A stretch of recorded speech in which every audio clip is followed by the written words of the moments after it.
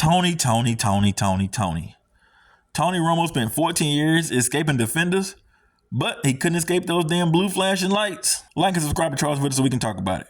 Well, a former Dallas Cowboys quarterback and current CBS football analyst was arrested in Milwaukee, Wisconsin on suspicion of operating a vehicle while intoxicated. Tipsy, as the kids now saying nowadays, or faded, excuse me. According to the arrest report, Romo was driving southbound on Interstate 43 when a sheriff's deputy alleged saw him passing unsafely on the right and drifting outside his lane. And just like that, a trip back to his home state went from golf, family, and relaxation to handcuffs, fingerprints, mugshots, and a trip to the damn pokey. Now, let's be clear. Before everybody starts holding court in the YouTube comments, Tony Romo has not been convicted of driving drunk. This was an arrest based on suspicion, and the case has to go through the legal process here. But when you're Tony Romo, there is no such thing as a quiet traffic stop. You are the former face of the Dallas Cowboys, aka America's team. You are one of the highest profile commentators in football. Millions of people recognize your face and your voice. So when your name appears beside the words arrested and intoxicated, the story is going nationwide before you even call your damn attorney or call a damn audible. Or spike the damn ball and throw it away like you should have did in Seattle. But we'll talk about that later. And then the body cam footage came out because apparently the arrest report was not enough. We needed to see the damn director's cut. And in the video, Romo reportedly told the deputy that he had consumed zero drinks. He explained that he had been golfing and was traveling to visit his grandparents, aka grandma and grandpa, is what he said in the video. The deputy, however, said he noticed red, glassy eyes and the odor of alcohol, and that wasn't Tony Romo's Old Spice or his damn cologne. Authorities also reportedly found several small bottles of alcohol inside Romo's backpack, and Romo said he had not consumed any of them. He did decline a breath test and attempted to contact his lawyer. Officer said, "You ain't contacting nobody," and placed his ass in handcuffs and took his ass into custody. Now, refusing a breath test does not automatically prove that someone was intoxicated. That does not mean he was guilty. It damn sure don't mean his innocent either.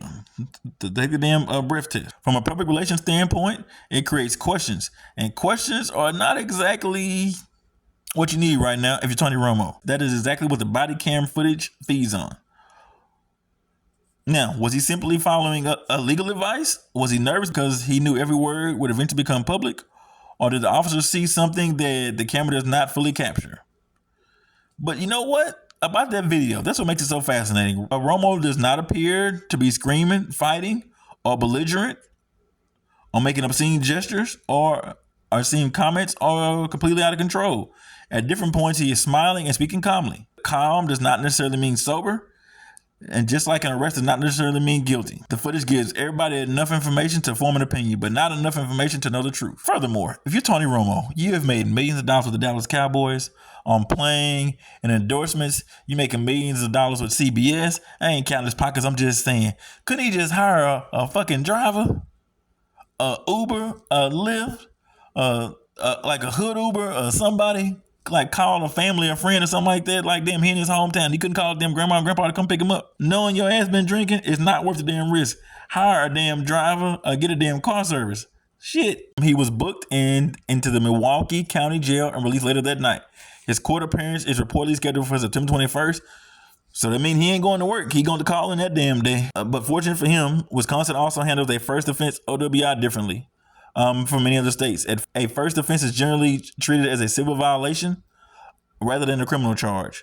So that does not make the situation meaningless. He can still suffer fines, license consequences, increased insurance costs, and for someone like Romo, damage to a carefully constructed public image as well. But let's not forget, he did transition from being one of the most debated quarterbacks in Cowboys history to becoming one of the biggest television personalities. He has spent years building a second career based on credibility, likability, and being able to predict what is coming before the play happens.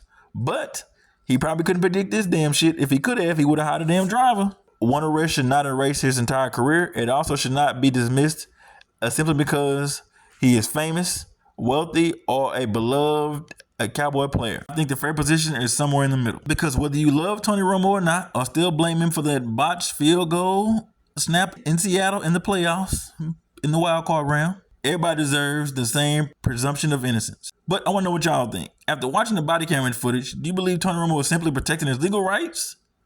Or were the cops just tripping and wanted to take his ass to jail no matter what? Y'all let me know down in the comments what y'all think. Are y'all team Tony or team take his ass to jail? Does this automatically make Dakota Prescott, aka Dak Prescott, better than Tony Romo? Y'all let me know what y'all think down in the comments. It's been Charles for Charles Unfiltered. Y'all like and subscribe. I'll holler at y'all next time.